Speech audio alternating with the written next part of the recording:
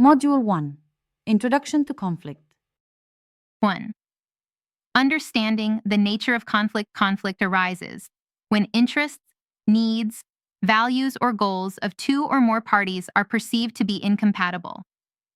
It is important to recognize that conflict is universal, inevitable, and context-dependent, and its manifestation varies across interpersonal settings, disagreements between colleagues, friends, or family members; organizational settings, disputes between teams, departments, or management levels; societal and community settings, clashes among groups due to cultural, religious, or political differences; international settings, diplomatic tensions, trade disputes, or conflicts between nations.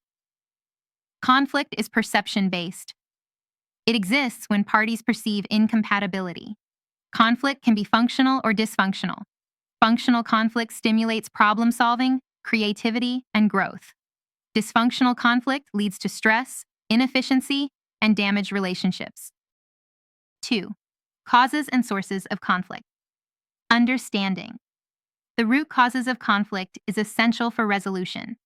Conflicts may stem from communication barriers, misinterpretations, lack of clarity, or ineffective listening; resource scarcity, limited finances, materials, or human resources; value and belief differences, cultural norms, religious practices, ethical beliefs, or personal values; personality clashes, differences in temperament, emotional intelligence, or behavioral styles; structural or organizational issues; ambiguity in roles, responsibilities, and authority; unequal power distribution; unmet needs and interests; conflicting goals, aspirations, or perceived inequities. Example: two departments in an organization may clash over budget allocation due to competing priorities and unclear role definitions. 3. Types of conflict. Conflicts manifest differently based on the parties and context involved.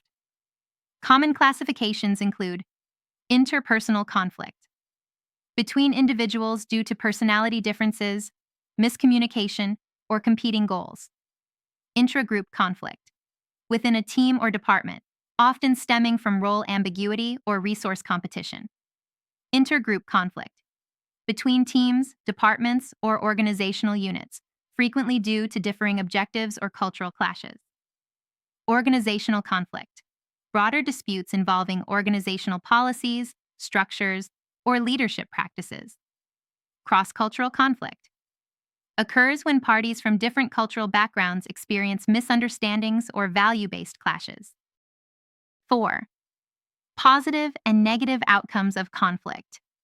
Conflict, when managed constructively, can lead to enhanced problem-solving and decision-making, innovation and creativity, improved communication and relationships, clarification of expectations and roles.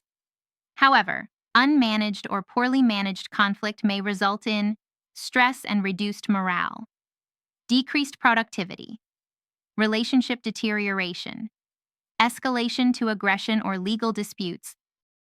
5. Conflict perception and misperception.